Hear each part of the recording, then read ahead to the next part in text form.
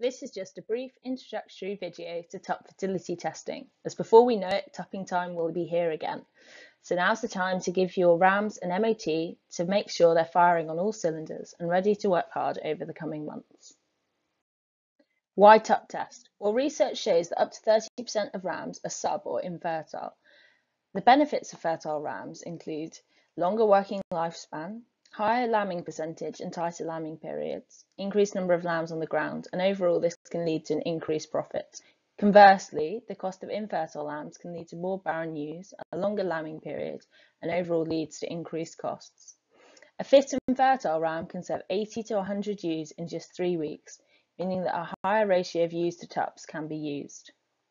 And remember, your rams are 50% of your flock's fertility, so it's important to make sure that they're working to their full potential. When should you be testing your tups? Well, ideally, they should be tested 10 weeks before tupping begins. This allows for a retest of any subfertile tups 6 weeks later, as semen can take 6 weeks to be produced. This allows time for recovery from any insult or injury which could have caused subfertility on the initial test. If a tup is still subfertile or infertile at the second test, there is still time for replacements to be found before the tupping season begins. So what does a tup test involve? Well, there are 2 parts, the first being a full physical examination, including looking at the teeth and mouth to check for an undershot, overshot jaw, to check the age of the tup and to check that his teeth are still in good condition. We'll look for any signs of fighting or CLA, particularly in the neck, head and shoulder area. We'll look for brisket sores from rattles. We'll also check the penis and the sheath to check that it's clear of infection with no sign of shearing damage and that the penis can be extruded fully. The testicles should be firm and springy and a good size. We'll measure them with a special tape measure. We'll even check for lumps, adhesions, and that they're even in size. Feet are really important for tups and they need to be sound for them to work well.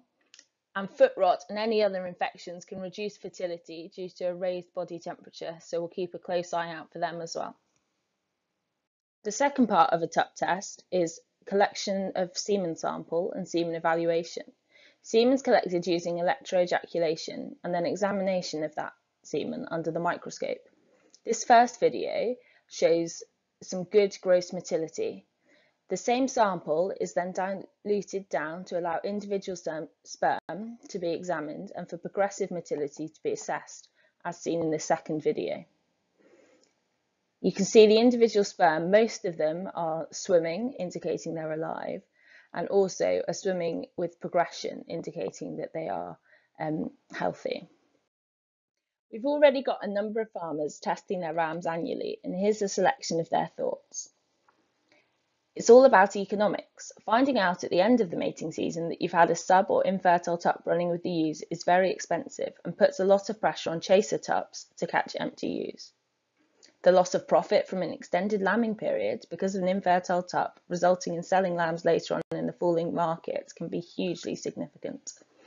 Knowing the fertility status of your tups allows you to identify truly barren ewes, making culling decisions more accurate and avoids culling ewes prematurely. Tup testing has meant that I can make decisions on ewe to tup ratios based on tup fertility results. Their overall conclusion was that information is power, and the tup testing allows them to make decisions about the breeding period early. Well, if you think all of that sounds interesting or you want to find out a bit more, do get in touch. You can either give the practice a call as normal or give Alan a call direct to discuss it further. We look forward to hearing from you.